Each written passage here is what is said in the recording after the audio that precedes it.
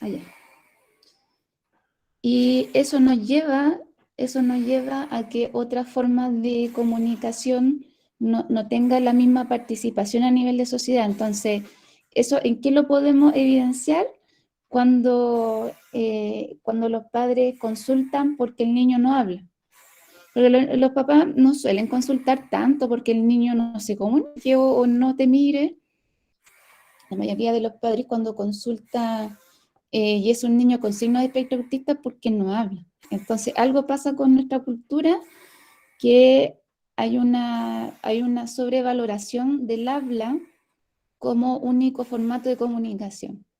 Entonces, la idea es como ampliar nuestra mente y empezar a visibilizar otro tipo de conductas que van más allá del habla.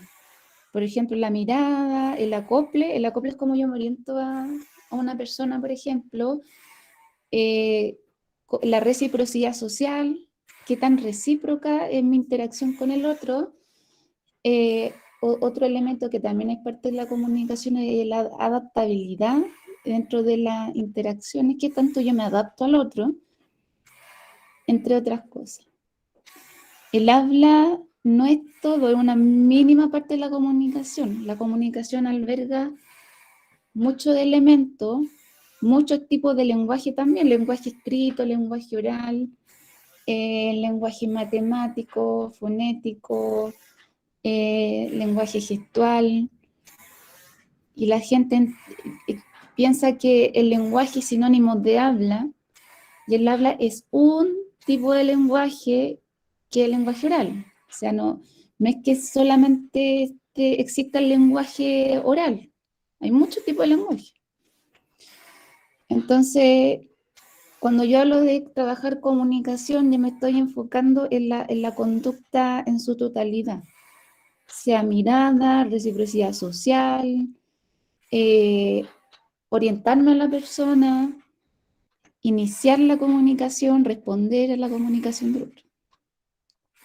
Bueno, ahí yo les muestro una imagen, ahí yo conocí a Damaris, ¿cierto? Junto con Karina, Karina, que es abuelita ¿cierto? De un niño con espectro autista. Y en esa instancia habíamos hecho una mini marcha en San Bernardo porque estaban sucediendo varias situaciones en colegios de la comuna, escuelas con PIE. Y ahí yo conocí a estas dos chicas que son de la directiva de Agrupación Autismo Chile. Y bueno, ahí yo estoy con Suyey, por ejemplo, con Carmen, que son participantes de San Bernardo. Sigamos. Vamos a repasar esto un chiquitito, poquito, y después seguimos para contextualizar. Primero contextualizar qué es el espectro autista para seguir mencionando lo demás. El espectro autista sabemos que es una condición, hay personas y en verdad la APA o la Asociación Americana de Psiquiatría en su manual DSM-5 todavía lo consigna como un trastorno, pero desde diversas comunidades autistas se habla de una condición porque tiene toda una carga cultural también de perspectiva de cómo yo veo el mundo, y dentro de ese contexto se implanta este concepto de neurodiversidad, ¿cierto? Una vez dicho eso, hay conductas que tienen que ser mínimas para hablar de espectro autista, que son dos, que son los intereses restringidos repetitivos y la dificultad de la interacción social. Mucha gente pregunta, ¿pero qué pasa si el niño tiene déficit atencional, ansiedad?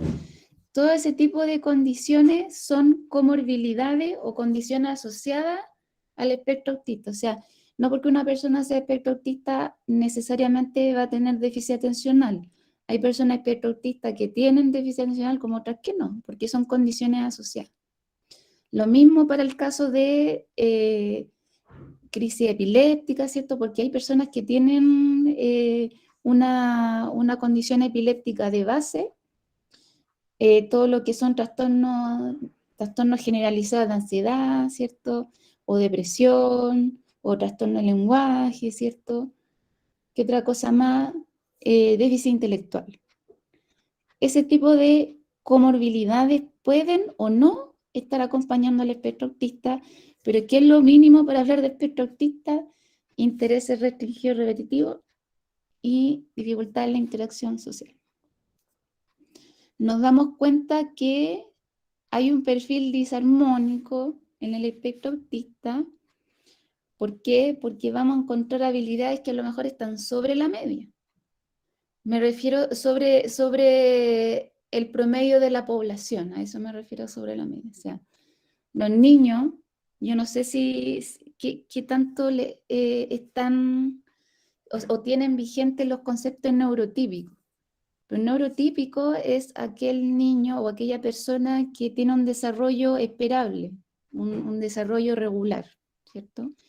Mientras que la persona espectro autista no es neurotípica, es una persona neurodiversa, ¿cierto? En este caso, espectro autista. ¿Y qué pasa en el caso del neurotípico? Las habilidades que tiene son parejitas.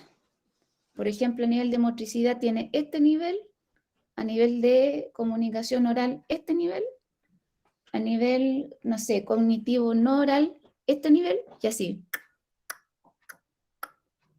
Hay un perfil bastante homogéneo, ¿cierto? Bastante parejo, y en el espectro autista nos vamos a encontrar con lo siguiente, que a lo mejor a nivel de psicomotricidad están bajo el promedio, y a lo mejor en habilidades cognitivas no orales sobre el promedio, y en habilidades que son comunicativas orales bajo el promedio, y así. Entonces vemos que hay un perfil disarmónico distinto al niño neurotípico.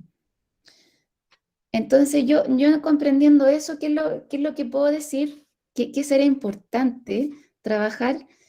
Que tratemos de emparejar ese perfil disarmónico y que las debilidades, las habilidades que están bajo el promedio estén un poquito más arriba.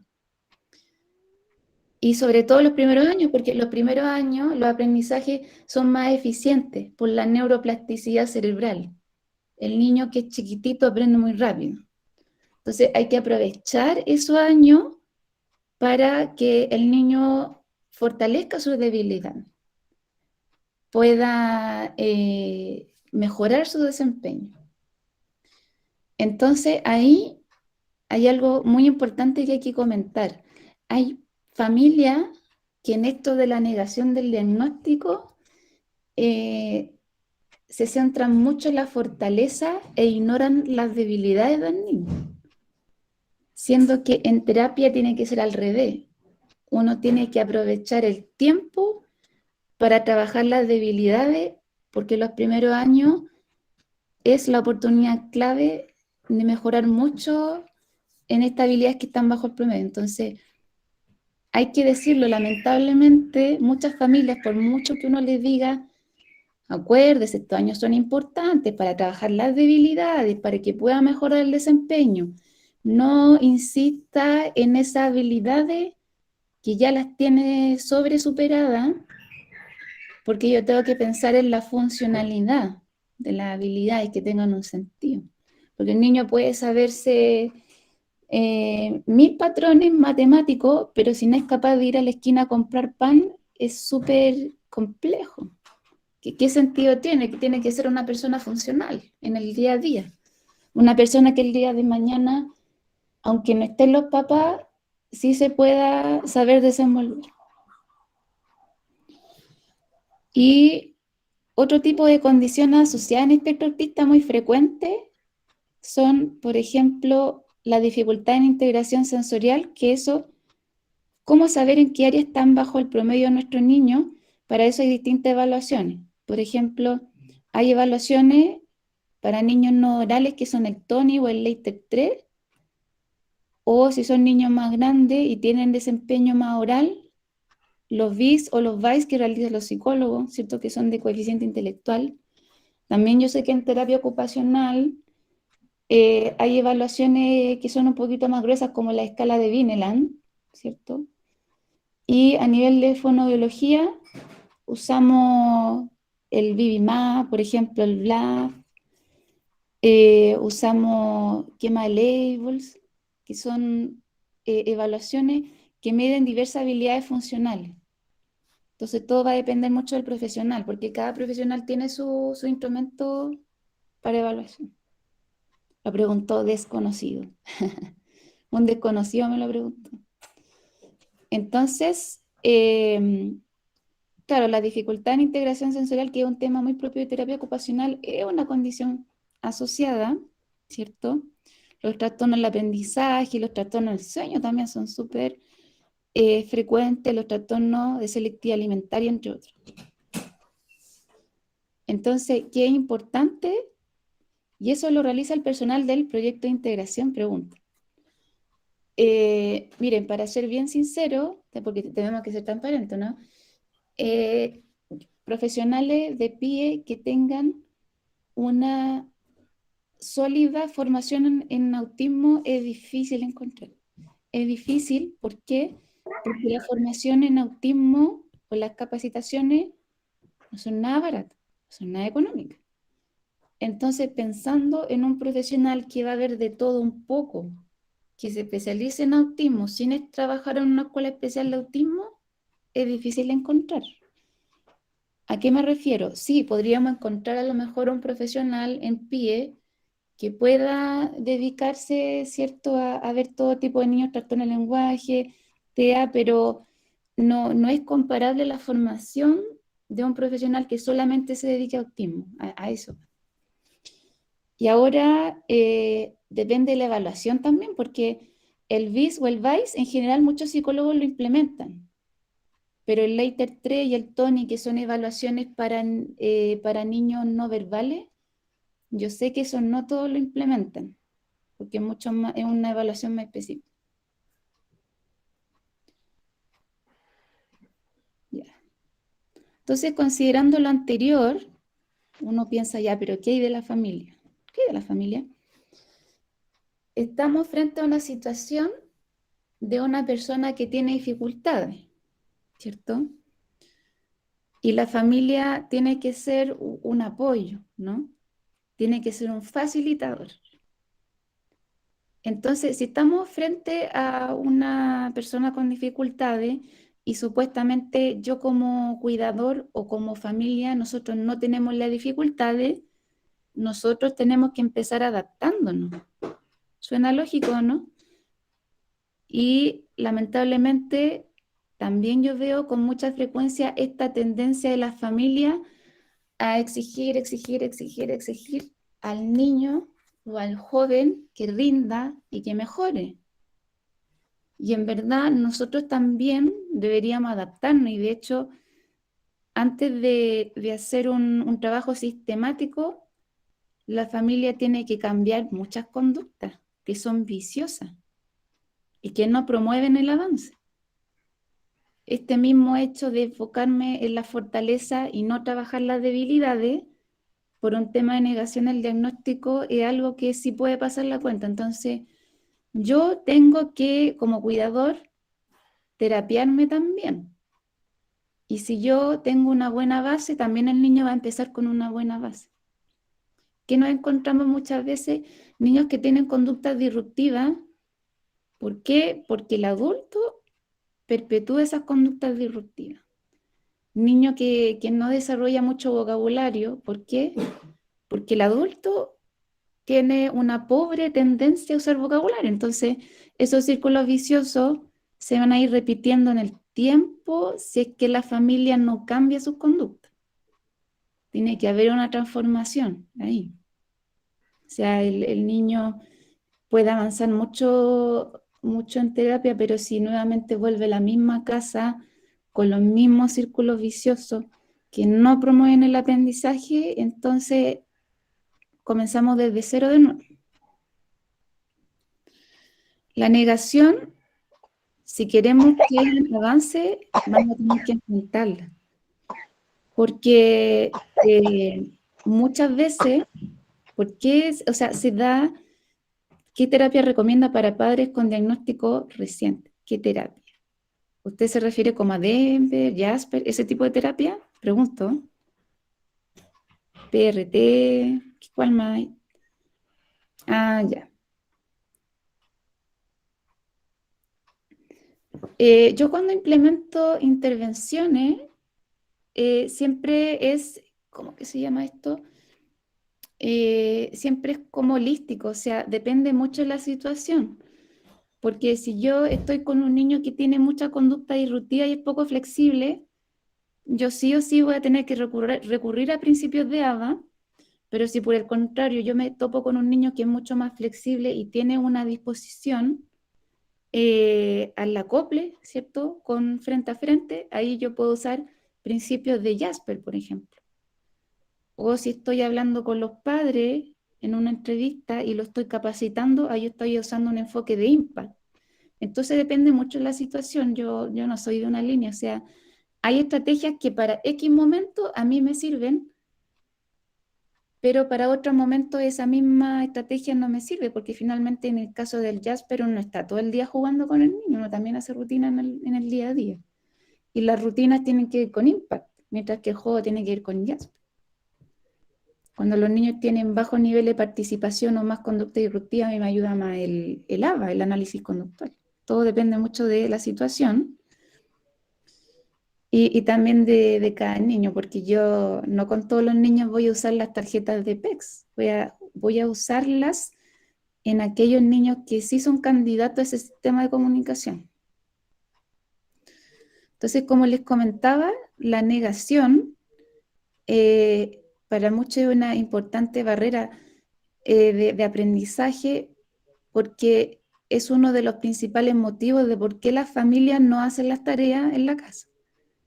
Porque uno trata de capacitar a los padres, de que estos padres tengan un pensamiento crítico, matemático, que puedan tomar buenas decisiones cuando yo no esté. Pero, ¿qué pasa si a ellos no le hace sentido que tenga que estar ayudando al niño? Si no le hace sentido, no lo van a hacer.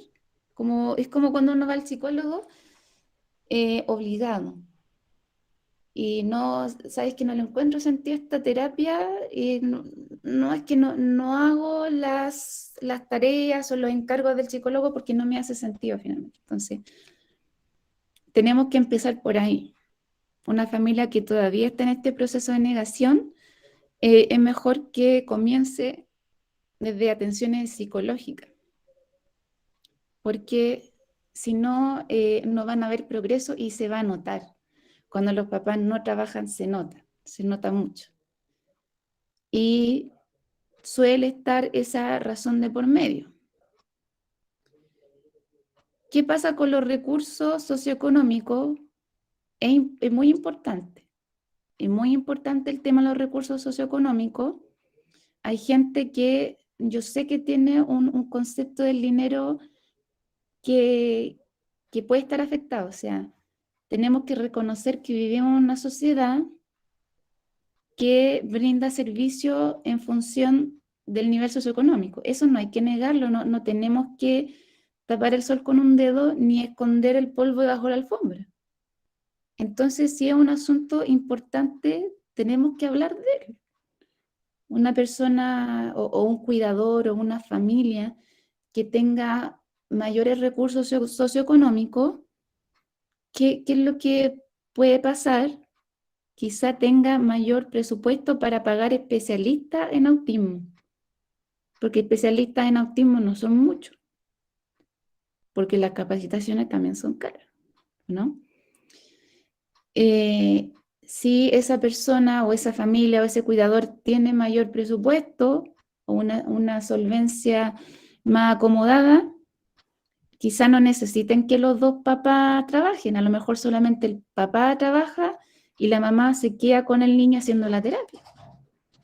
O al mismo tiempo tiene una niñera o una cuidadora que puede ayudar en la terapia a ese niño.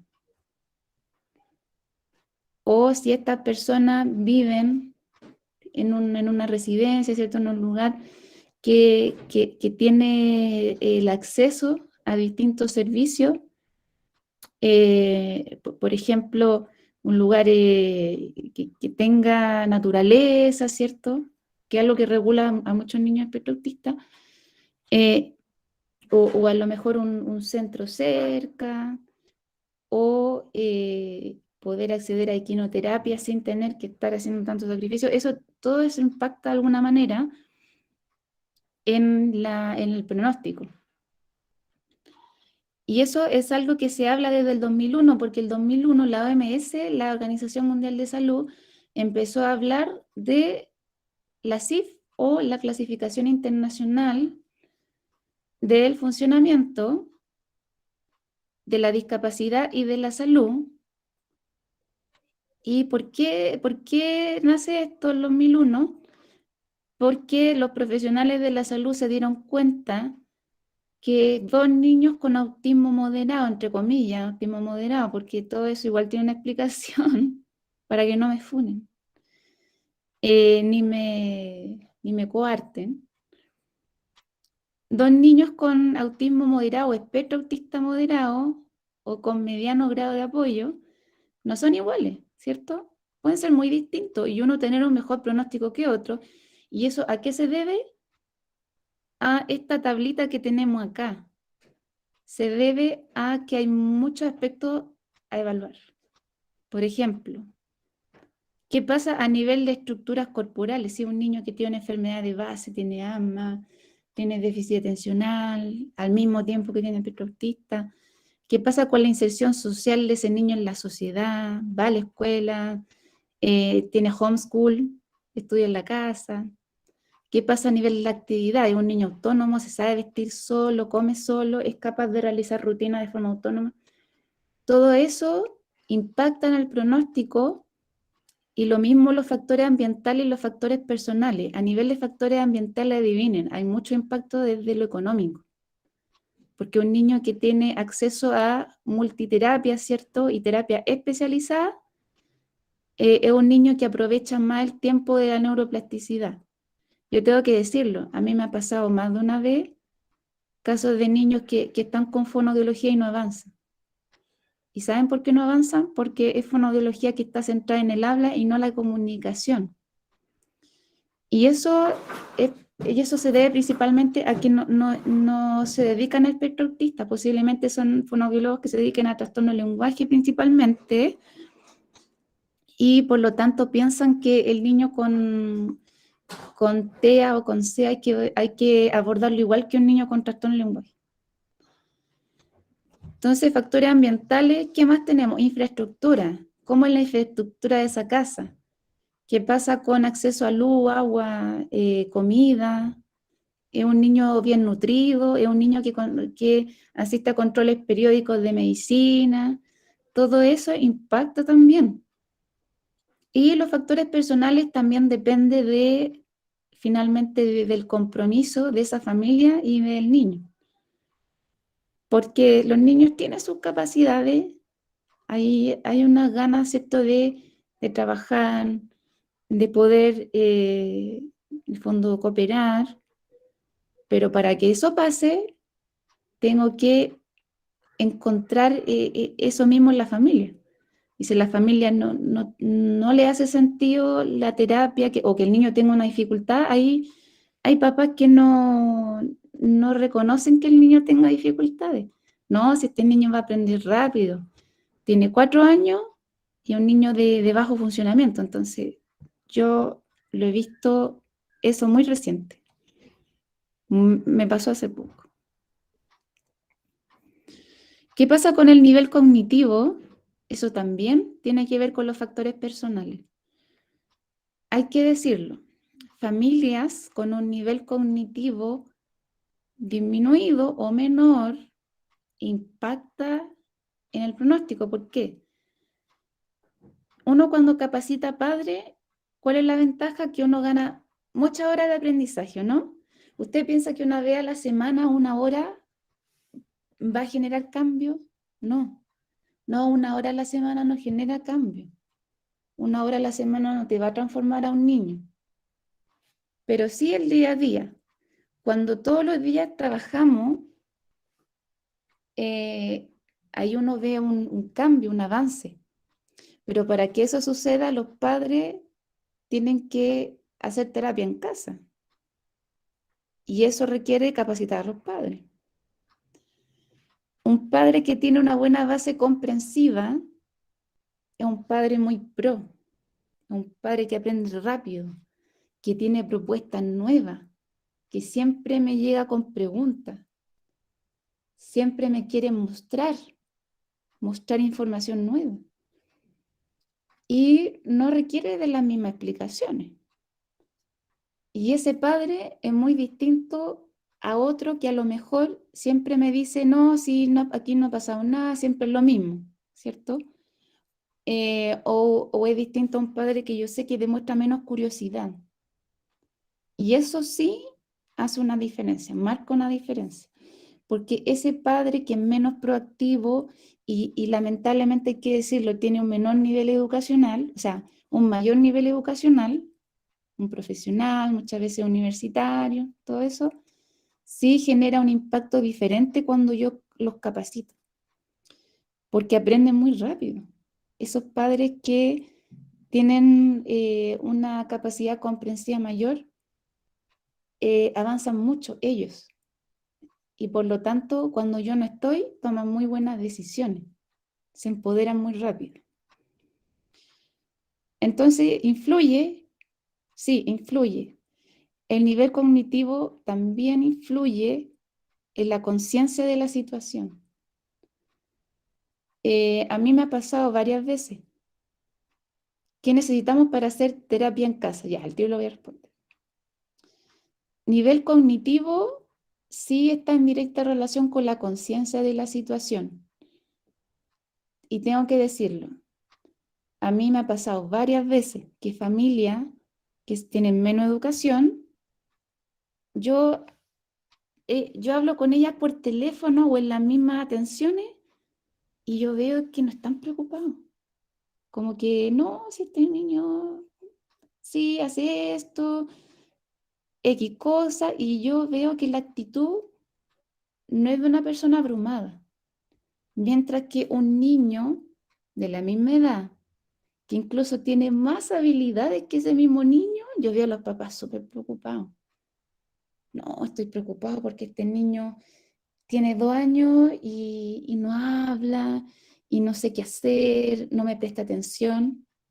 Y eso tiene también que ver con el nivel cognitivo de los padres, porque de alguna manera cuando hay dificultades comprensivas, también hay una menor conciencia de la situación, hay del peso de la situación. Entonces, eso también es algo que influye en terapias tardías, en personas que recién consultan a los 7 años. Cuando el niño tiene 7 años, recién consulta, entonces es un hecho. Hola, me quedé en la duda. ¿Qué dijo recién? ¿Fue unos niños con TEA o SEA? ¿No es lo mismo? Ah, TEA o SEA. Lo que pasa es que desde la visión más biomédica se habla de trastorno del espectro autista porque la Sociedad Americana de Psiquiatría lo propone de esa manera. Pero desde el enfoque más biopsicosocial, desde las comunidades autistas, se habla de condición del espectro autista, por eso se dice SEA. ¿Qué necesitamos para hacer terapia en casa? Que los capaciten a ustedes. Y para eso requerimos un profesional que tenga un enfoque de intervención mediada por padres. Yo, por ejemplo, tengo ese sistema de trabajo. Mi sistema de trabajo es como coach para padres. Yo al inicio hago las demostraciones, obviamente, y todo, y le explico a los papás cuál es el sentido. Pero después me gusta ver a los papás haciendo terapia y yo en ese momento les voy haciendo sugerencias. Y yo sé que eso no es lo que hacen todos los profesionales. ¿Por qué yo lo hago? Porque yo tengo la modalidad de ir a domicilio y de ver a los niños en su contexto natural. Entonces yo tengo la oportunidad de ver, entre comillas, las mañas de los papás y del niño. Y adivinen dónde están esas mañas. En la infraestructura del hogar en los objetos que hay en el hogar, en la rutina, en el tipo de vocabulario que usan los padres, uno ve muchas cosas en los domicilios, círculos viciosos. Y eso en consulta o en un box uno no lo puede observar. Entonces ahí uno aprovecha y decirle, ¿qué dijo recién usted? Mire, yo observé que usted dijo algo, pero eso lo vamos a trabajar. ¿Sonrise es uno de esos modelos, Sunrise? ¿O será Sunrise? Ahí escribí Sunrise. Yo lo conozco como, porque yo realicé unas capacitaciones de Impact. Yo lo extraigo de Impact. Yo no sé si anteriormente estaba Sunrise con ese mismo enfoque, pero el Impact no es el único. Finalmente, estos modelos nacen de la estrategia naturalista, así se llama, estrategias naturalistas o modelos naturalistas. Tienen que ver con capacitar a todos.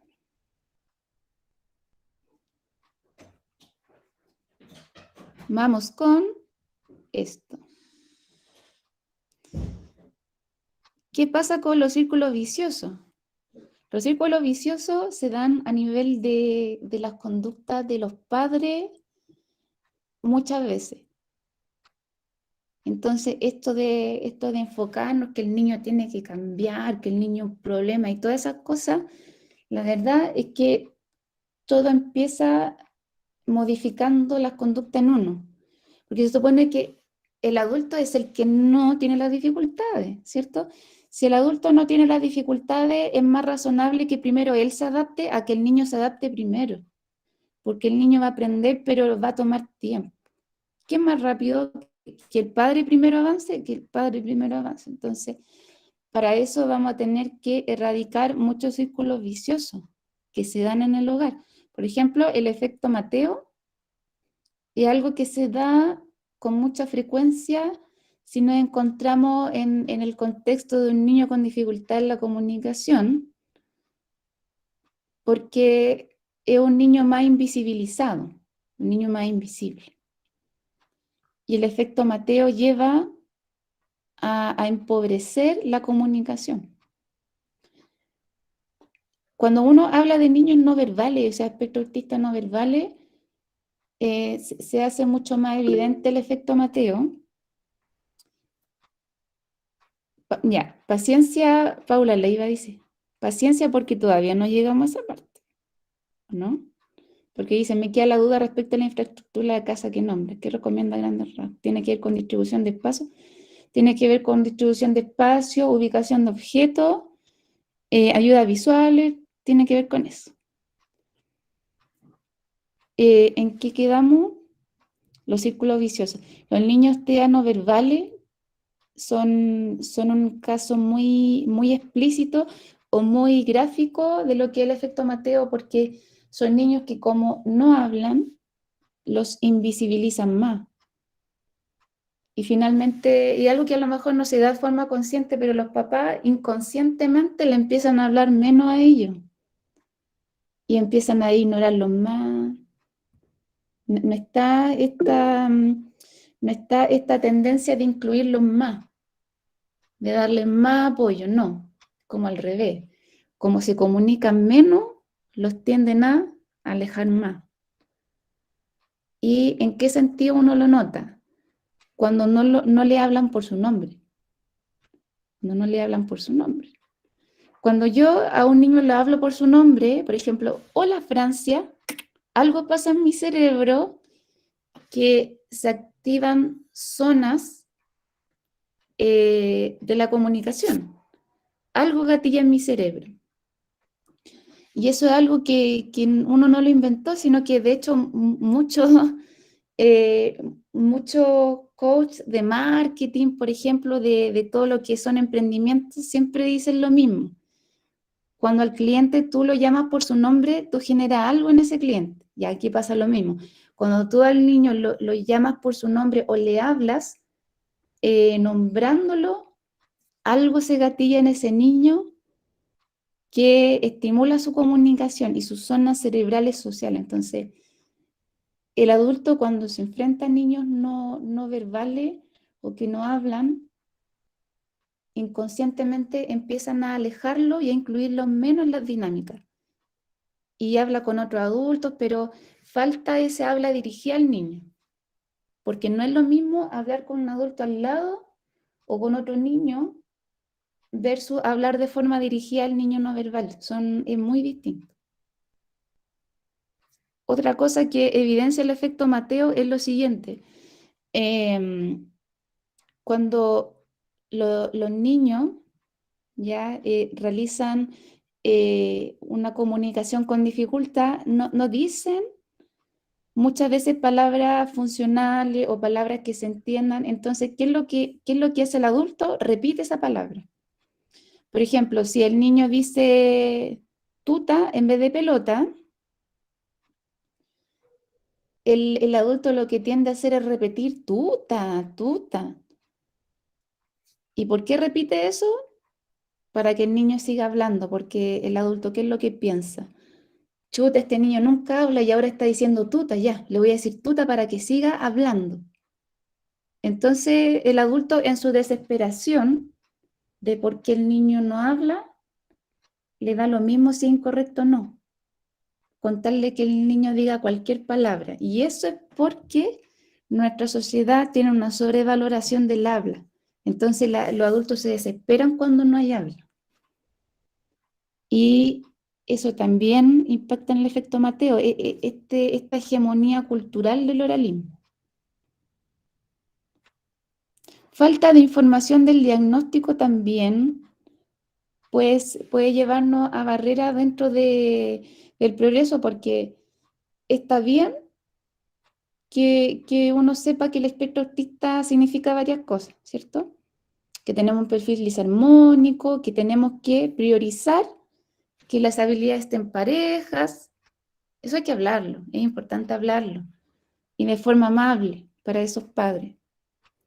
Pero al mismo tiempo, ese diagnóstico también tiene su especificidad, o sea, como cada niño tiene una evaluación personalizada, no le vamos a dar un consejo estándar, no, porque ese niño requiere de ciertos consejos o de cierto trabajo con tal de que ese niño pueda tener progreso, porque yo los mismos consejos no se los no se los puedo dar a un niño que ya de 4, 5 años versus otro niño que tiene la misma edad, porque son completamente diferentes esos niños. Tienen sus propias facultades, entonces poder conocer cuál es el desempeño de ese niño tiene que ver con una correcta evaluación también. Yo en la medida que implemento una correcta o una adecuada evaluación, también estoy realizando una adecuada intervención. ¿Qué pasa con la baja calidad y la baja cantidad de trabajo de comunicación? Siempre hablan de estimulación del lenguaje y cantidad, ¿no? Hay que estimular el lenguaje varias veces en el día, pero nunca hablan de cantidad, o sea, perdón, de calidad. En pocas instancias se habla de cantidad de la estimulación del lenguaje, perdón, de calidad. Y eso es súper importante porque ¿qué sacamos que uno estimule el lenguaje varias veces en el día si son de baja calidad? Y puede ser súper rudimentario este ejemplo, pero es como comprarse buzo en el persa. Dicen que por ahí lo barato cuesta caro, ¿no? Uno cuando se compra buzo en el persa, siempre como que se echan a perder, se deshilachan, como se dice en nuestro país, y ya no nos sirve, entonces no, finalmente no veo un progreso. A eso voy. Si fuera un trabajo de gran calidad y además de alta frecuencia, uno comienza a ver resultados.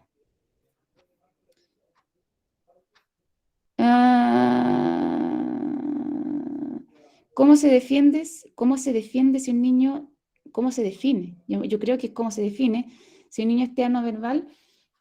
Todo aquel niño que tenga un habla funcional es un niño verbal. Todo aquel niño que tenga un habla no funcional o que no haya ni siquiera tipo de habla es un niño TEA no verbal. ¿Me siguen o no? ¿Ustedes saben lo que es la funcionalidad? Si yo imagino estas manitos a ver, la manito de Toy Story, donde salen los extraterrestres, ¿se acuerdan de esa manito? Que salen como los extraterrestres, esas manitos como de los peluches, que uno toma un peluche y se lleva el peluche. Ya, imaginemos que ese peluche es el niño.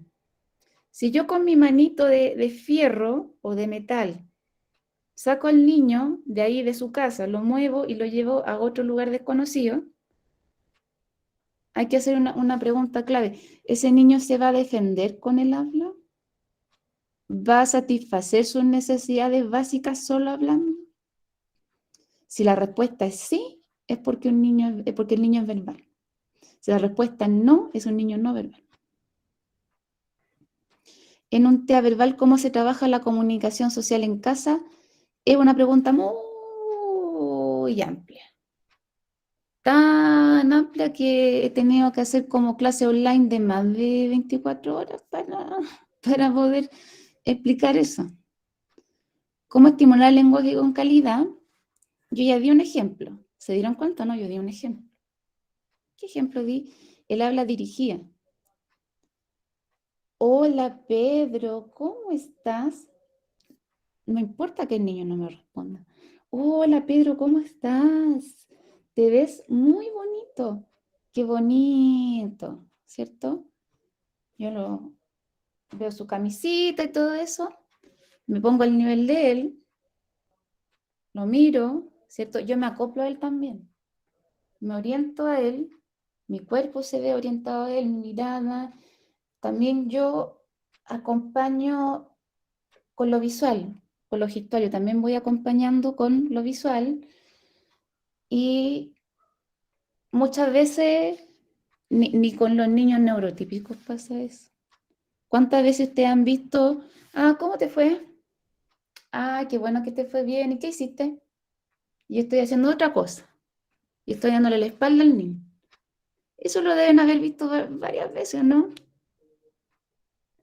O con el niño neurotípico cuando le dice al papá cuando van a comprar. Oye, papá, mira, encontré un Maxbox, no sé qué. Sí, sí, sí, sí, sí lo encontraste, sí, sí. Es como un ejemplo muy gráfico de baja calidad la estimulación del lenguaje y del trabajo en el lenguaje o la comunicación. Entonces, todo lo contrario a esto, que yo esté enfocada en otra cosa, dando la espalda, y al revés, yo dirijo mi cara al niño, me pongo al nivel de él, no estoy en una escalera ordenando los libros, sino que yo me coloco a la altura del niño, yo lo llamo, le hablo por su nombre, ¿cierto? Yo me apoyo en lo visual, gestual, también a nivel de la voz, trato de ser más expresiva. Hola, ¿cómo estás, Pedro? Qué bonito te ves. Yo le tomo la camisita, ¿cierto? Porque está muy bonito, se lo hago saber a él. Y no importa que no me responda, porque finalmente lo que yo estoy haciendo es validarlo a él como ser humano. Y eso es algo que muchos adultos no hacen, validar a los niños.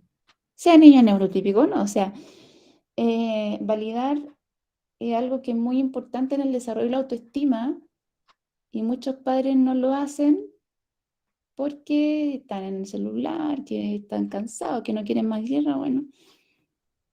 Pero es muy importante porque finalmente a través de esa validación, ese niño se va a sentir escuchado también y va a tener un desarrollo socioemocional saludable.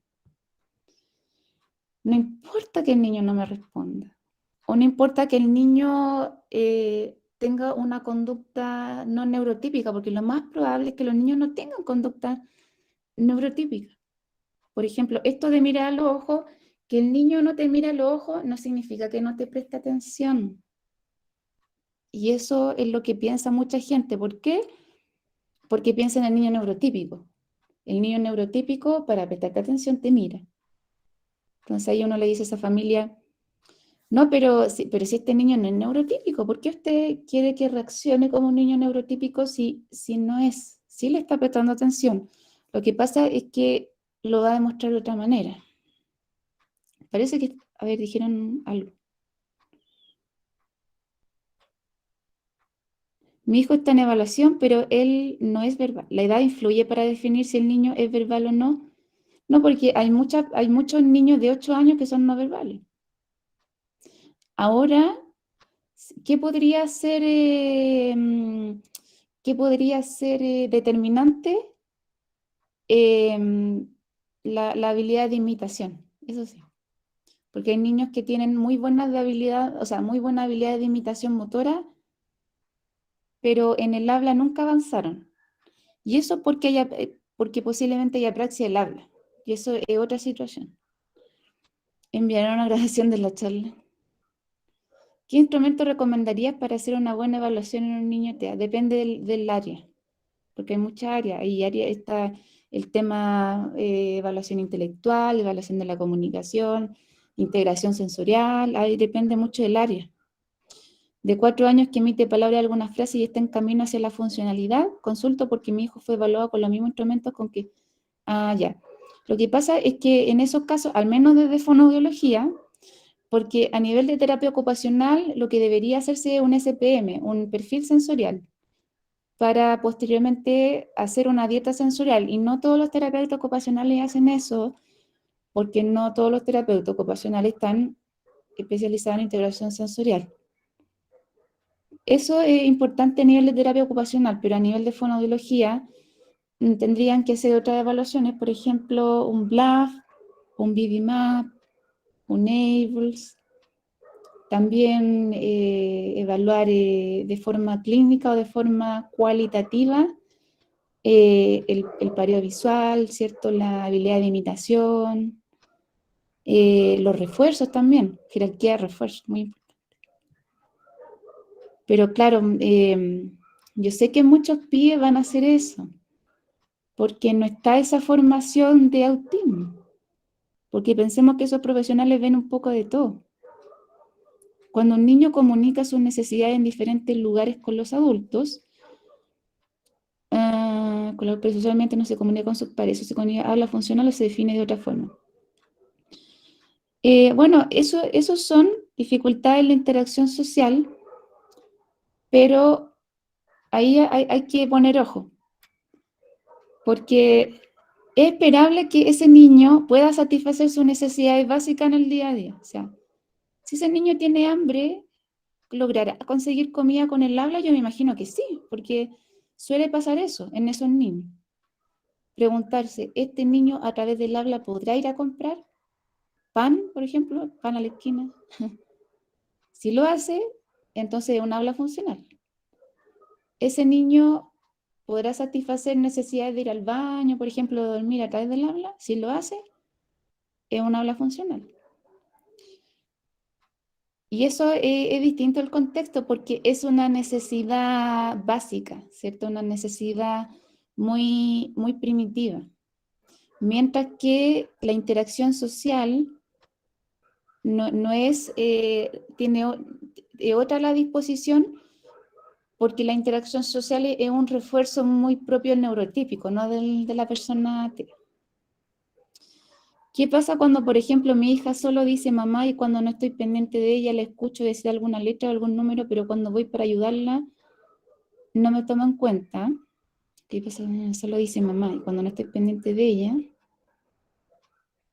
pero cuando voy a ayudarla no me toma en cuenta. Ya yo me perdí. ¿Ayudarla en qué sentido? Porque igual eso es como muy amplio. ¿Qué tipo de ayuda? María Paz dice, me dicen que debo trabajar más comunicación con mi hijo expresiva, que forme más oraciones, él habla. Pero cuando le sucede algo no habla, no se da a expresar. ¿Qué es lo que le pasa? ¿Qué pasa en esos casos?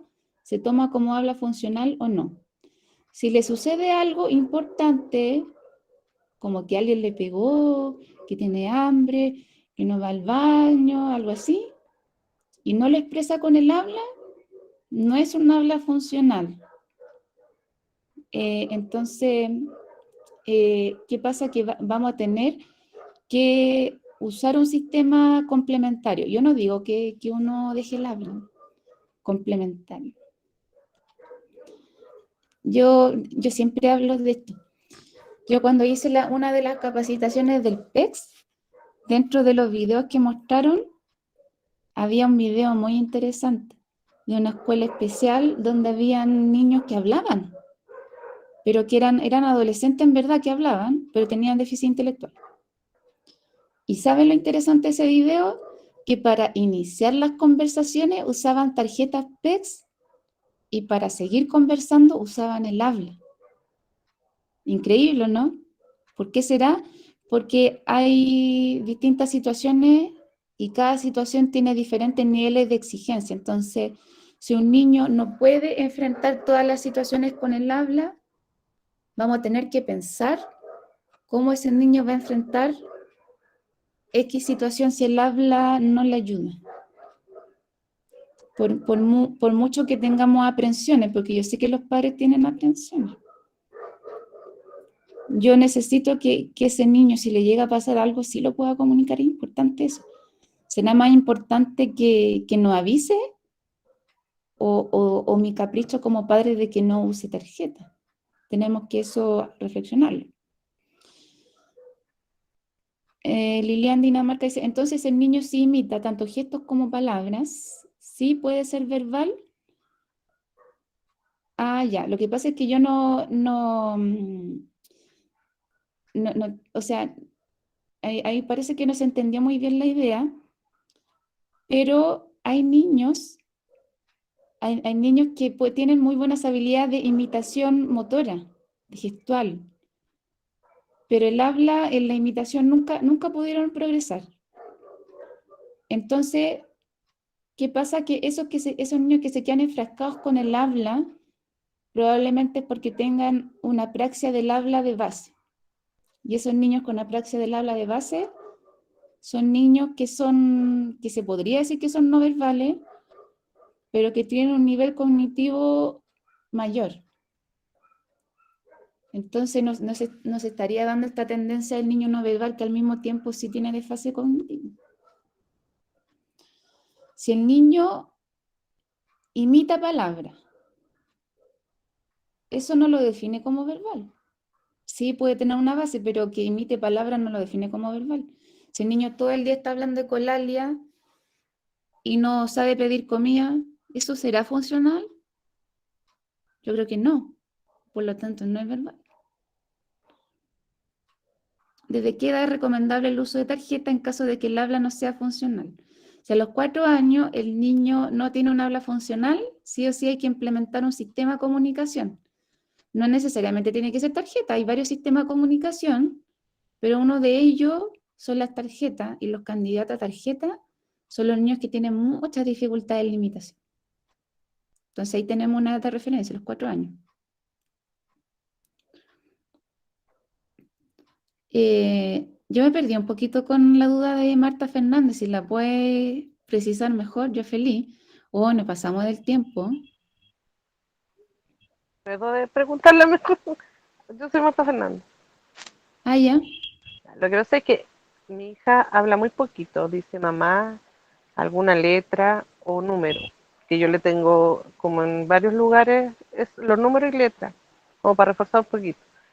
Pero cuando yo, por ejemplo, yo estoy haciendo otra cosa y ella está en sus mesas, que están las vocales, ella empieza a decirlas no en el mismo orden, pero las dice. Entonces yo la escucho, la veo así como escondida y lo dice. Pero yo al acercarme a ella y a reforzarle como para estar con ella y interactuar, no me toma en cuenta, no lo hace. Pero, stop. ¿Yo qué le diría a esta mamá? Mejor cambie el contenido. ¿Por qué? Porque siempre hay que pensar en la funcionalidad. Es una niña que habla poco. una niña que habla poco. ¿Qué será más importante? ¿Que se aprende vocabulario del día a día? ¿O que se aprenda letras, números? A eso voy. Siempre tenemos que pensar en enseñarle vocabulario funcional. ¿Qué es lo más funcional? Los pedidos. Los pedidos, la primera función comunicativa, según Skinner y muchos de los principios de Lava, son los pedidos.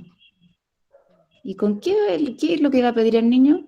Comida, juguete, a lo mejor un programa de televisión. Hay que pensar, ¿qué vocabulario es para el día a día? Porque yo ando por la vida comunicándome con números, con letras.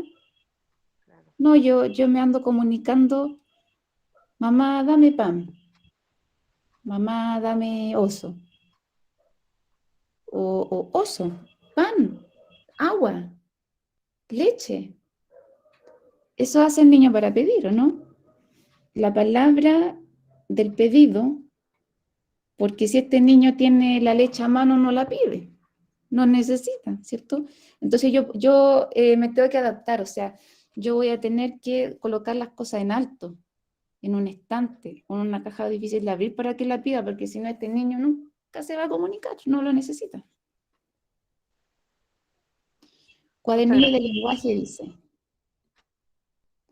Los cuadernillos de lenguaje, no todos los niños están preparados para eso, porque hay que evaluar las habilidades de pareo visual.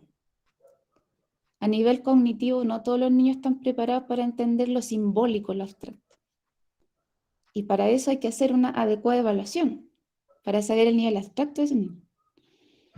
Me decían que eran buenas las carpetas PEX, pero a la vez me decían que como habla no se recomendaba mucho porque había que darle más énfasis al lenguaje oral. Mi duda es, ¿se puede complementar ambas cosas o es verdad que puede retroceder?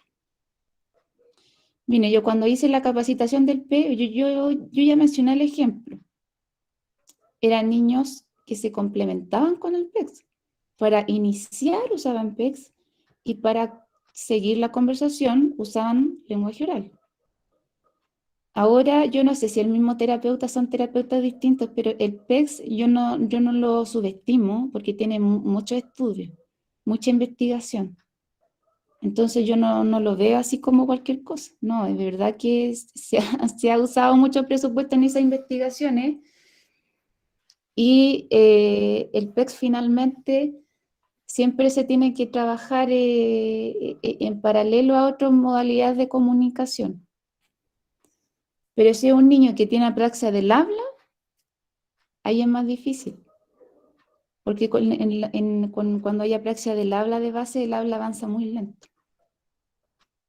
O niños que también tienen algún síndrome genético. Hay un síndrome genético que los niños no hablan, que es síndrome de Angelman. En ese caso, cuando hay síndrome de Angelman, uno dice, no, este niño vamos a tener que trabajar mucho PEX, o muchas láminas, o escritura. ¿Qué colegio recomienda para que nuestros hijos tengan un mayor avance? Ya. El colegio no lo hace el sistema, lo hacen las personas. Hay colegios con PIE, con excelentes profesionales, así como no.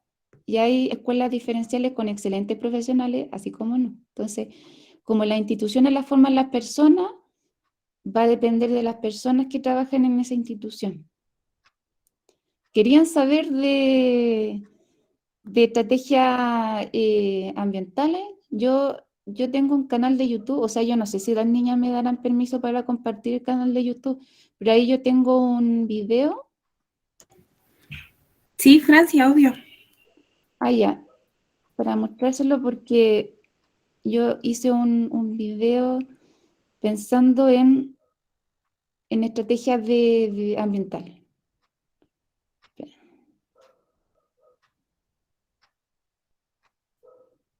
Entonces, a ver, ahí se está cargando. Y ahí, por ejemplo, voy al canal. Ese es mi canal de YouTube, por si me quieren seguir en YouTube. Suscríbanse a YouTube. Bueno, aquí está esto.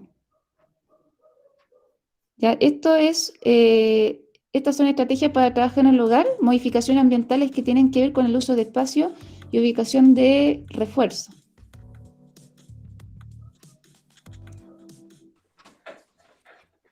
Entonces, ahí, por ejemplo, vemos, esa es la casa de uno de mis pacientes.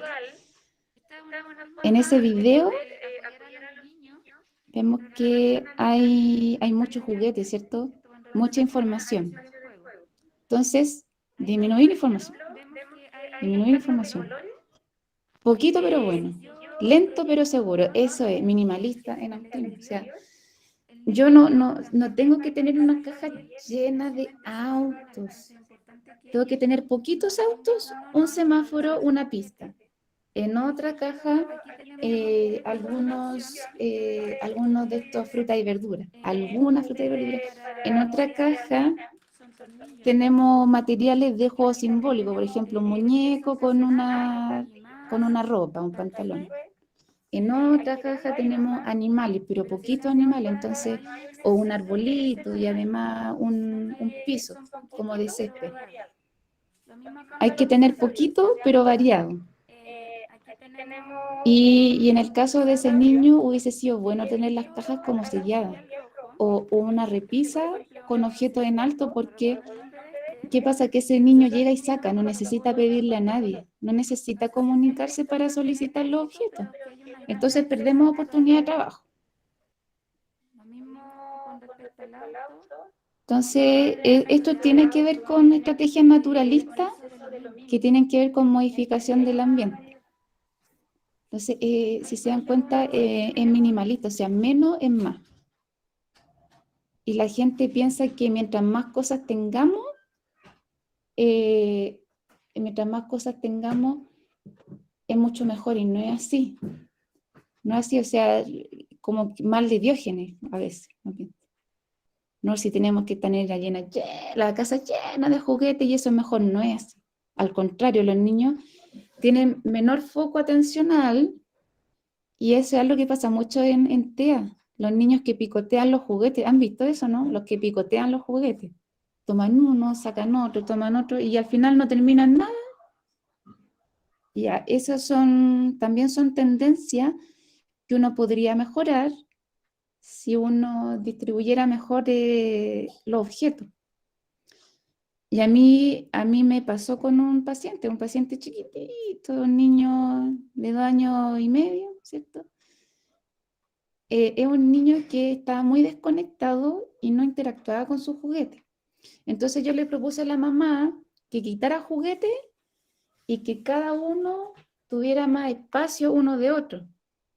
No así, sino que más parcelado, con espacio en blanco entre uno a otro. Y esos juguetes empezaron a ser más visibles por el niño y empezó a interactuar con los juguetes.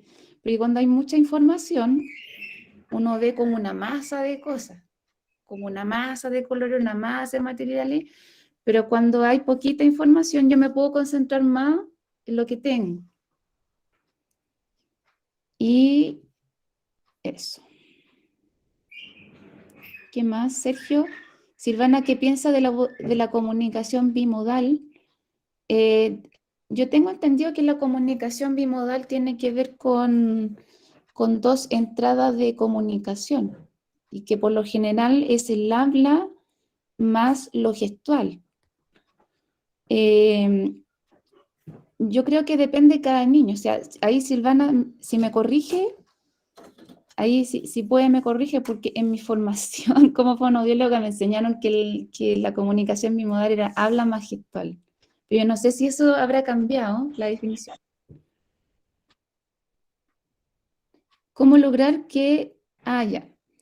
Yo la comunicación bimodal no la recomiendo en todos los niños, porque hay niños que tienen mucha dificultad de la imitación y esos niños que les cuesta mucho la imitación y son muy concretos,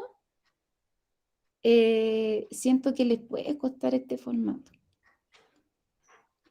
Entonces va a depender mucho. Si un niño muy bajito en comunicación, puede que tenga dificultad en el acople y en el estímulo humano. O sea, siempre el TEA con más severidad o más sintomatología espectro autista tolera menos el acople, el menos el frente a frente. ¿Ustedes han visto esos niños que te duran poco frente a frente y escapan, deambulan? Están un ratito enfrente tuyo y se fue. ¿Han visto eso? Ya, eso pasa cuando son niños muy chiquititos o tienen mucha sintomatología TEA. Entonces, cuando pasa eso, uno dice, este niño tolera poco el acople. Ese no es un niño candidato a comunicación bimodal, porque para comunicación bimodal tiene que haber acople, o sea, que te dure harto el frente a frente. Y eso nos lleva nuevamente al dilema de cuánta tolerancia hay al estímulo humano. Eso igual lo vamos a hablar la próxima semana en una clase gratuita. Claudia Alarcón, ¿cómo logro que el niño participe en el juego? ¿Cómo hacer para aumentar su tiempo de atención? Ya, la pregunta es súper amplia. ¿Cómo lograr que el niño participe en el juego? También es súper amplia porque hay que evaluar el juego que tiene. Hay que evaluar qué tipo de participación quiere en el juego. Y eso hay que consignarlo en la evaluación. En la evaluación de autismo se evalúa el juego. Hay que evaluar qué nivel de juego tiene. Dependiendo del nivel de juego, ahí uno puede hacer indicaciones, antes no. ¿Cómo hacer para aumentar el tiempo de atención? Depende de lo que usted defina como atención, porque hay personas que piensan que atención es mirar al ojo. Si la propuesta o la definición de usted es distinta, ahí habría que entrar a especificar. Yo creo que terminamos aquí. Javiera, porque ¿cómo nos enteramos de la charla gratuita? El 23 de junio, disculpa por el spam, Javiera, pero me voy a autoanunciar, pero es una clase gratuita, para que no haya aprensión. Miren, aquí yo estoy aparece, ¿no? Es como mi Facebook. Ya, mi Facebook, Francia de Fonoaudiología, ahí hay como una ficha, ¿no? Ese lo voy a hacer el 23 de junio a las 20 horas. O sea, el próximo jueves. Trabajar comunicación en TEA Severo. Y ahí en TEA Severo está cómo trabaja la imitación no verbal. Hay que evaluar la imitación, porque hay distintos tipos de imitación. Por ejemplo, está la imitación de objetos, está la imitación en contexto de juego, motora gruesa, gestual, absurda, funcional. Entonces depende mucho de lo que se está evaluando, porque hay imitaciones que son muy complejas y otras que son más fáciles. ¿Y esta? ¿Será la más difícil o la más fácil? Votaciones. Mano arriba. Ya. ¿Esa imitación será la más fácil o la más compleja? ¿Alguien se atreve a hacer su votación? ¿Cuál? Es que no entendí. ¿Cuál? Disculpa, Francia. ¿Cuál Esa. imitación es la más fácil o la más compleja? No, es que yo estaba preguntando. ¿Ustedes creen que esa es más fácil o más difícil? Esa imitación, mano arriba. Compleja. Fácil. Compleja. Es una de las más complejas. La, Una más, de El las más niño, difíciles. porque el niño tiene que enfocarse como en varios aspectos para poderla lograr. O sea, en verdad va más por el tema de la tolerancia al estímulo humano. Ok, Porque hay mucha información humana acá. ok. Mientras que cuando yo hago esto y yo le paso los lentes al niño, el niño lo hace fácil. Porque el niño, ¿dónde enfoca la atención? En el objeto. Ajá. Y el niño, por un tema de zonas cerebrales, le cuesta menos procesar el objeto que el ser humano. El ser humano le cuesta más procesar la información. Ok. Entonces, de a poquito empieza a aparecer, cuando uno está trabajando imitación con objetos, de a poquito empieza a aparecer la mano, después empieza a aparecer más el brazo de la persona, después esta parte de acá, y al final empieza a aparecer la cara, porque la cara lejos es la que tiene más información humana y es muy difícil de procesar en las zonas cerebrales sociales. Entonces, siempre hay una aversión al estímulo humano, de cierta manera. Mientras más sintomatología, más aversión al estímulo humano. Ya, sí, eso. Entonces, en la clase, esa es la ficha, por si ustedes quieren participar, se suscriben en el canal de YouTube y debería llegarle recordatorio.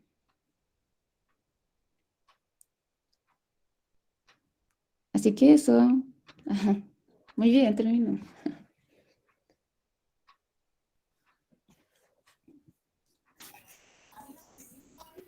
Francia, las personas que quieran ahora como hacer preguntas pueden activar su micrófono, ¿cierto? Sí, sí, sí, sí.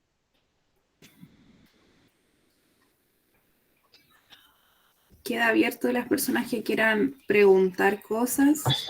Hola, hola Francia, excelente Hola. tu charla, felicitaciones, me gustó mucho. ¿Cómo se llama usted? María Castro, te quiero hacer una consulta chiquitita, ya porque mira, en mi caso, mi hijo, 9 años, recientemente diagnosticado con TEA, es verbal, está con TEA alto funcionamiento, pero él tiene una severidad en comunicación social. Entonces, me ha costado mucho el hecho de cómo ayudarlo en casa, porque él tiene amigos, pero no lo entienden. Cuesta mucho que lo entienda en su alrededor. Yo lo entiendo, mi marido lo entiende, la familia lo entiende, pero sus amigos no lo entienden. Es un niño que empieza hablando tal tema, pero termina hablando de Marte. Ah, entiendo. Como que se dispersa, algo así. Extremadamente. Entonces no lo entienden. Ah, ya. Tienen mucho problema de comunicación. Ya. ¿Qué Entonces, se hay puede hacer en esos casos? un niño que como que se va por las ramas. A este niño lo han grabado, ¿no? Como que se grabe así, o sea, que lo graben y él se ve a sí mismo. ¿Han hecho eso, no? No lo hemos hecho porque él se arranca, no le gusta que lo graben, no le gustan esas cosas, pero ¿cómo se llama? Es un tema que igual a nosotros nos complica harto, porque él tiene una manera de comunicarse eh, como bien especial. Entonces los niños lo miran así como onda, ¿qué pasa con él? Como que estuviera loco, así como que, ¿qué está hablando? Ah, Y no ya. entienden lo que él quiere realmente expresar. ¿Está con fonoaudiólogo? Él, Sí, ¿no? ¿Alguna vez el sí, fonoaudiólogo le ha- pero no sé si el fonoaudiólogo, no sé si es especialista en TEA. Por alguna eso vez, te estaba escuchando. alguna vez ese fonoaudiólogo le habla a usted del habla estereotipada? Hasta el momento, no. El habla estereotipada lo que se da mucho en alto funcionamiento y es cuando dicen, hola, soy Mickey Mouse. ¿Cómo están? Que no sé qué cosa, no sé qué cosa. A lo mejor le pasa eso al niño porque que son como cosas que de la tele, que de repente sacan como frases de la tele y las Es, repiten como los diálogos. permiso, Fran, Mm, disculpa. Es como si tuvieran como un habla robotizada. No necesariamente, porque hay niños que tienen habla robotizada, pero ellos crean el discurso. Pero en cambio hay otros niños que a lo mejor son súper expresivos, pero sacan las palabras de la tele. A ver, Como estoy si pensando, imitaran. claro, por ejemplo, estoy pensando en un personaje. Ya, ahora me acordé de un ejemplo. Me acordé del ejemplo de Yorka. Disculpa, Yorka, por usar este ejemplo. Yorka una vez dio un ejemplo de su hijo de cuando él se levanta en la mañana. Y él en la mañana, para su forma, ¿cuál es su forma de decir buenos días? Buenos días, espectadores. No sé qué cosa. Es como una radio. Ya. Uno cuando dice buenos días no dice eso, porque eso es como de la radio, como lo gustó en la radio cuando dice buenos días, audiencia. Estamos a 23 de junio, no sé qué. Es Eso es como habla muy estereotipada. ocupado. Claro, eso es habla estereotipada. Y a veces pasa, yo no sé si es el caso de María, pero a veces pasa que las cosas de los niños no tienen mucho sentido porque habla estereotipada. A veces puede pasar eso. Como que sacan cosas de varias partes y al final es como un collage. Que eso pasa mucho en alto funcionamiento. ok, ya. Y que sean como aficionados al terror también. ¿O eso también tiene que ver con la tele, con los personajes que estás hablando tú? Sí, sí, o sea, es que uno tiene intereses. A mí me gustan los videojuegos, Pokémon, me gustan esas cosas. Ahora, si es algo que interrumpe la funcionalidad de la vida diaria, ahí uno tiene que preocuparse. Ya, ¿Qué ok, tan sí, adaptativo es ese niño? ya. Muchas gracias, Francia. Gracias a usted. DNA no pudo. Sí, que en YouTube parece DNA.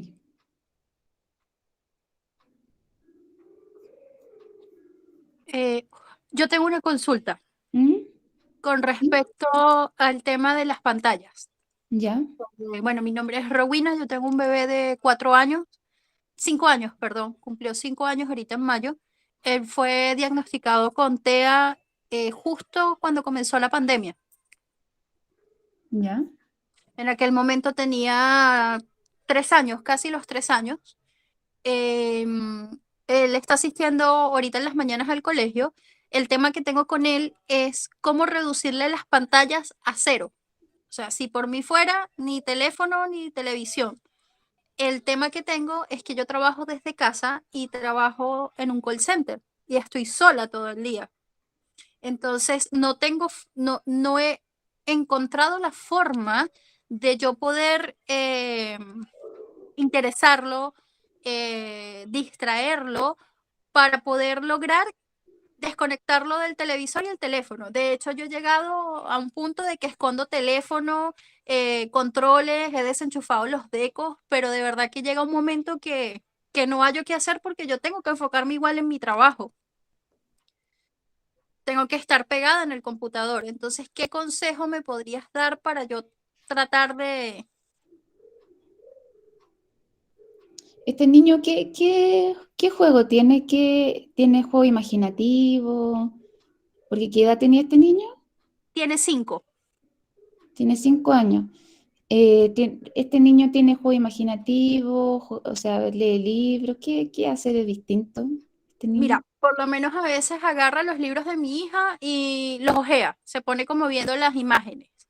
De repente agarra las figuras porque a él le gustan como las figuras de Spider-Man, Batman, todas esas cosas y los saca y se pone a jugar con ellos, pero los golpea, ¿sabes? Y él es como disperso.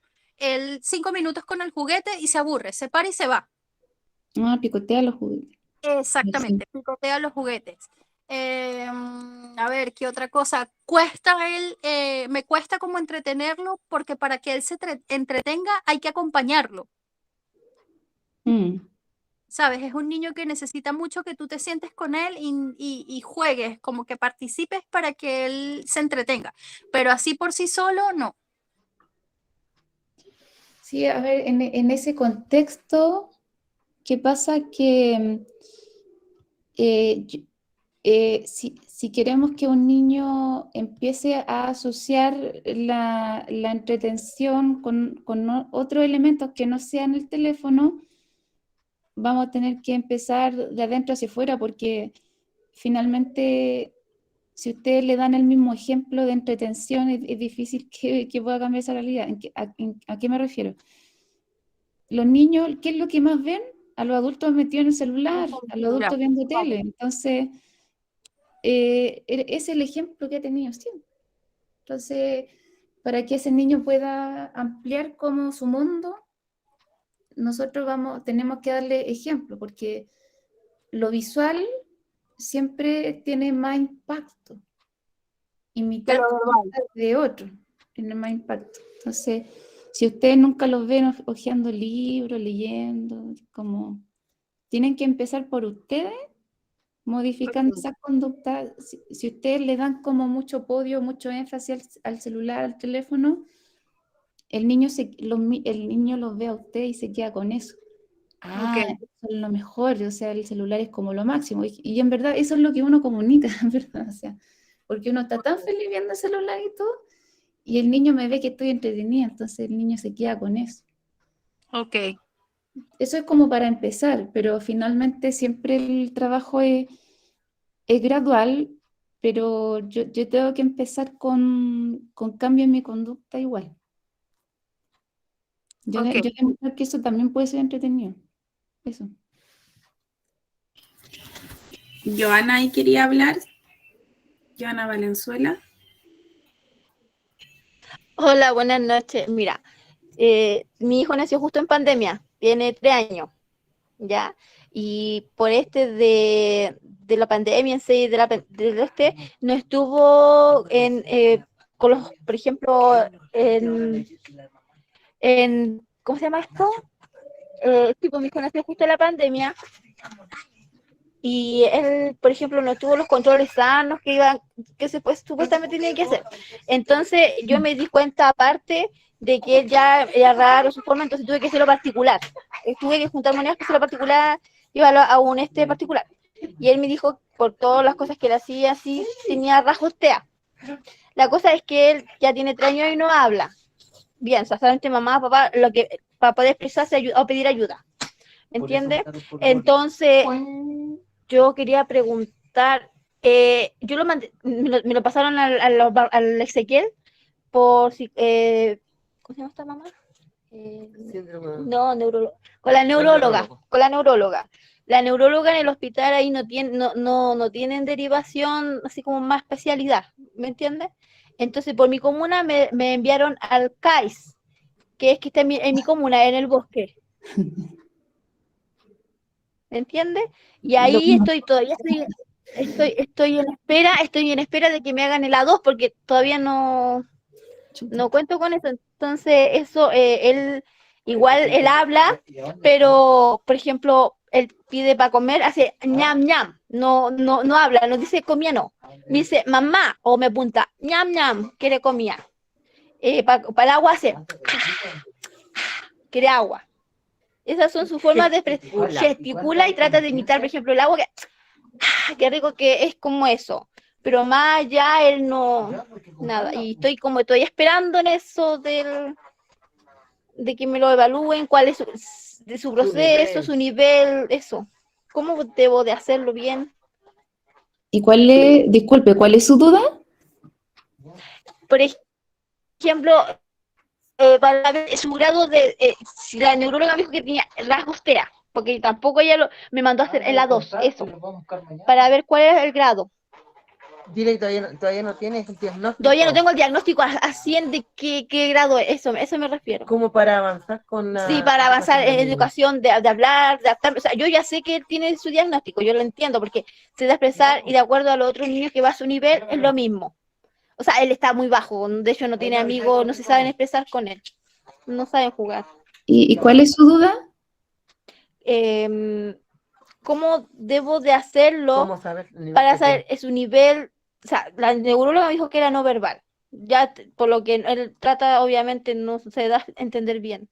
Pero ¿cómo puedo yo hacerlo para poder apoyarlo más a él, para yo nivelarme a poder ayudarlo así como para que pueda sociabilizar o expresarse mejor? Uy, una pregunta súper amplia y sin conocer al niño sería súper irresponsable decirle no haga X cosas, porque yo no conozco al niño, por eso uno hace evaluaciones personalizadas, porque cada niño es tan distinto. Como yo no conozco al niño, yo podría ser súper irresponsable y por no quedar mal decirle 1000 cosas, pero la verdad es que pienso que es irresponsable decirle no haga ABC, no hagas. Eso Una sí, consulta, por ejemplo, ya si yo quiero empezar todo de nuevo para hacer una evaluación a full de una, ¿tendría que llevarlo de nuevo al neurólogo y que me hiciera todo de nuevo?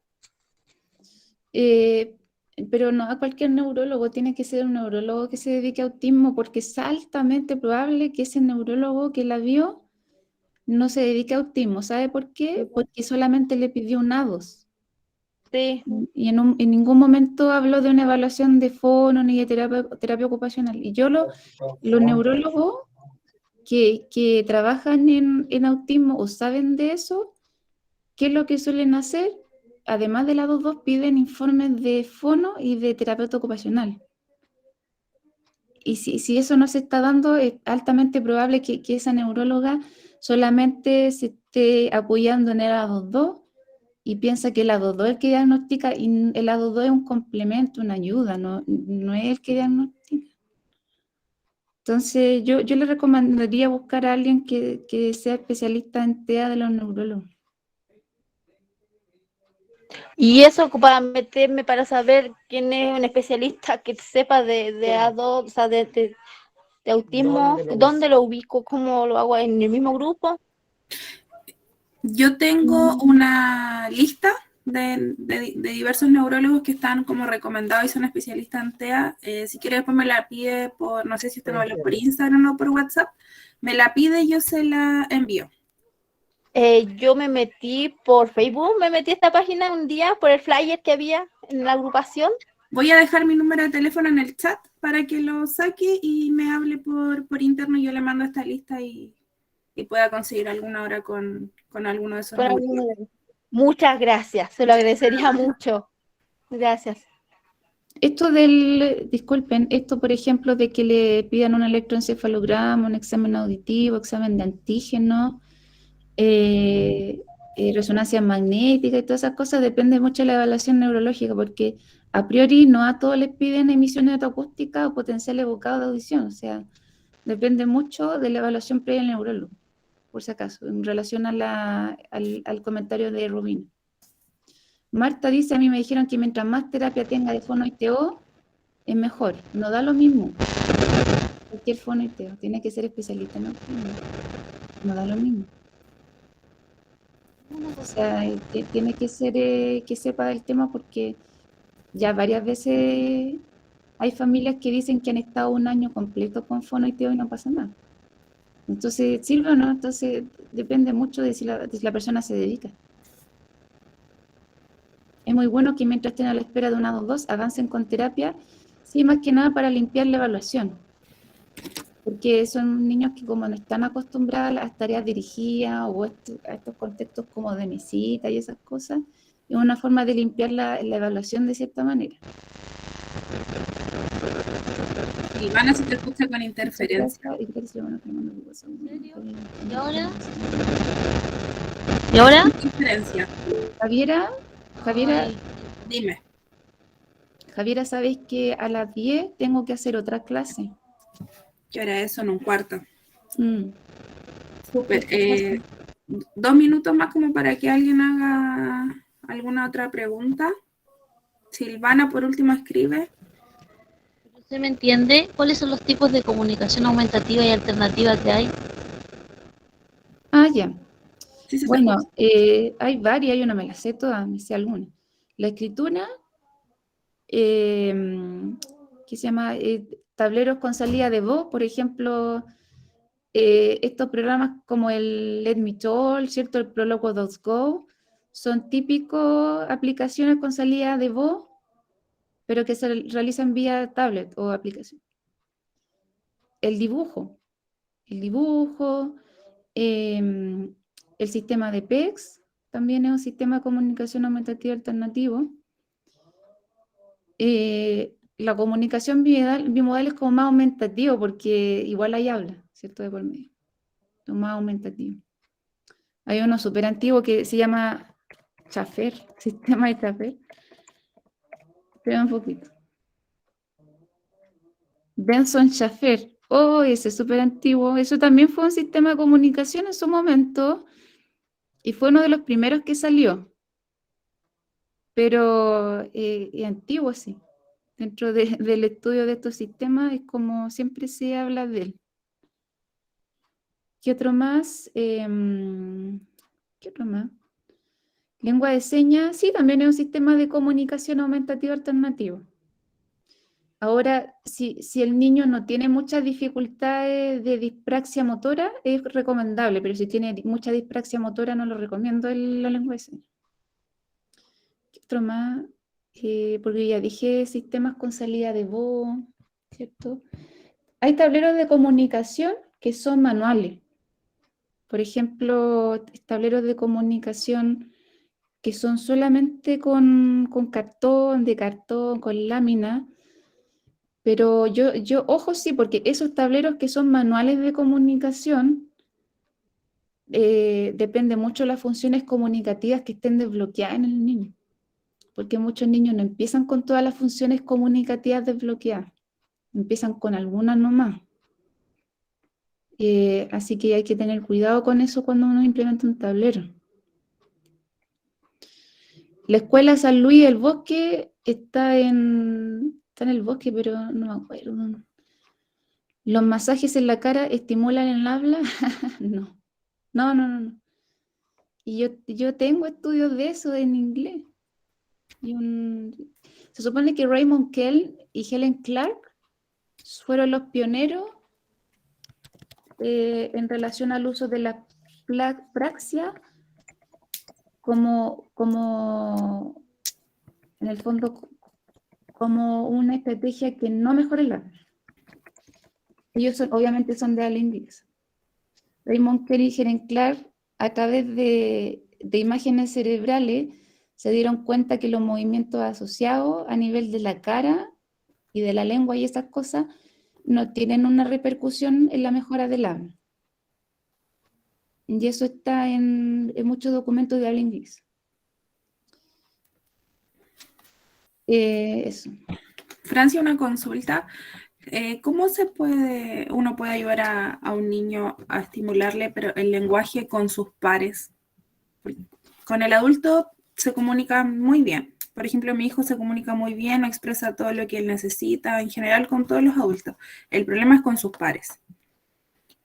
¿Cómo yo puedo ayudarlo? Por ejemplo, él va al jardín, pero él puede estar jugando con sus mismos compañeros, pero no hay una comunicación verbal. No hay una comunicación verbal. ¿Hay acople o no? ¿Es un niño que te tolera el acople? ¿Te tolera estar ahí o no con los niños? Sí, no hay ningún problema. Porque hay niños que toleran poco estar ahí con los niños, como que se fatigan mucho. No, él no tiene ningún problema en ese sentido. Ojo sí, porque hay papás que piensan que los niños que se fatigan es porque no les interesa y no es por eso, porque se fatigan porque hay mucha información social. Entonces son como los descansos y después vuelven, ¿ya? Por si acaso, no es que no les interesa. Ya, una cosa es que primero el niño se acople, ¿cierto? Después que imite lo que hacen los niños. ¿Está en ese nivel o no? Que imita lo que hacen los niños, ¿les cuesta imitar lo que hacen los niños? No, imita todo. Hace todo lo que el otro niño hace, pero no llega más allá de, por ejemplo, los compañeros le dicen, no, el Emiliano, ¿cómo estás? Y el Emi los mira, y yo le digo así como, hijo, saluda y ahí, hola, y se pone a jugar. Ah, ya, entonces un niño que tiene dificultad en la iniciación, ¿sí? Claro. Porque porque ahí tenemos un aspecto. Yo creo que deben haber otros más aspectos que a lo mejor habría que ayudar o apoyar, pero ahí hay un aspecto clave que es la iniciación, la iniciación de la interacción social, ¿cierto? La iniciativa o la iniciación siempre es más difícil que responder, siempre. Entonces, uno puede responder de una forma alternativa, por ejemplo, así, en un inicio. O sea, entre que el niño pase de no hacer nada a hablar, es un tramo muy grande. ¿Qué sería un tramo intermedio? Hacer eso. Porque en este momento el niño para iniciar no está haciendo nada. Entonces, si yo le estoy exigiendo que para iniciar salude, hablando, le estoy exigiendo mucho porque estamos partiendo de no hacer nada a hablar. Entonces nos adaptamos ya con otro formato de comunicación, con un gesto, hola. A lo mejor el otro niño le dice, ¿cómo estás? Ya, bien. Y ahí a lo mejor eso me da el impulso para empezar a hablar, porque después van a ser más respuestas que iniciaciones. En la iniciación siempre al inicio, siempre es más compleja. Ah, ya, súper. Es un ejemplo, porque finalmente yo creo que deben haber muchas más cosas que... Claro. Gracias.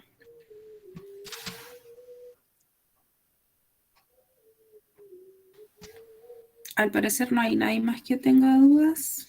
Son 9 para las 10. Como tienes otra clase a las 10, agradecerte Sí. por esta tremenda charla. Yo aclaré muchas dudas y aquí por el chat también muchos dándote las gracias, que estuvo muy buena la charla, así que de verdad te pasaste por el tiempo, por la disposición y por los contenidos también. Así que muchas gracias en nombre de la agrupación Autismo Chile. Ah, no, gracias a ustedes por la invitación. Sí, gracias a usted. Gracias, Francia. Sí. Suscríbanse a mi canal de YouTube. Sí, eso iba a decir, suscríbanse en el canal de la Francia. Sí, sí. Gracias, chiquillos, también por la acogida de la Francia. Es una gran profesional. Gracias. Ahí te a San Bernardo apoyando. Muchas gracias.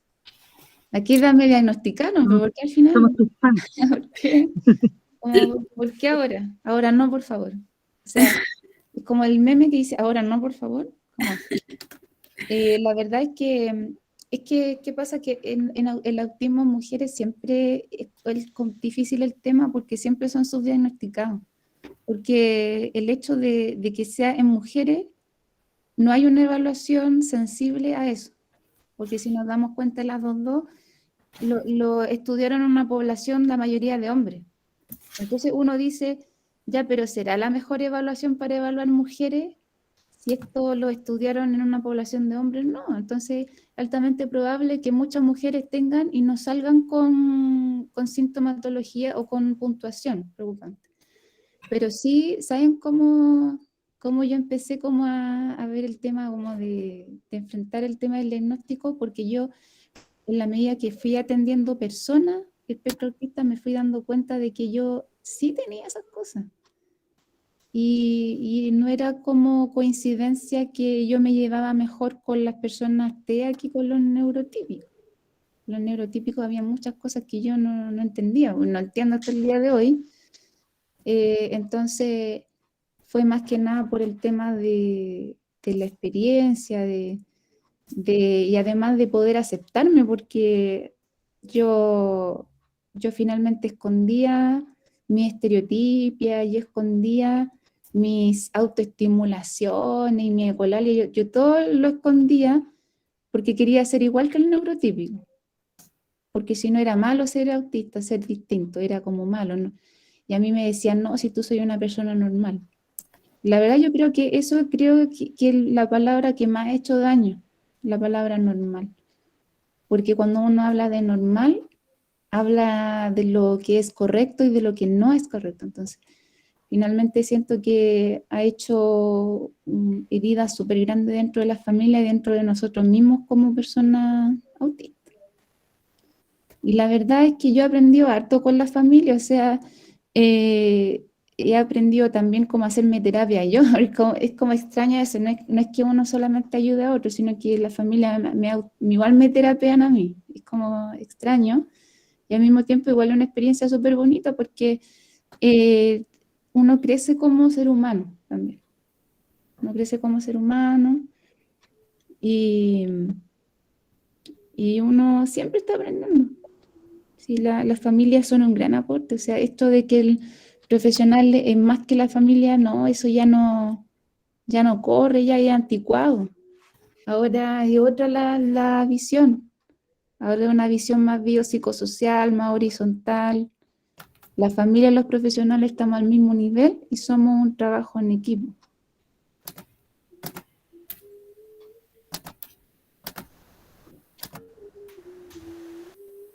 Genial.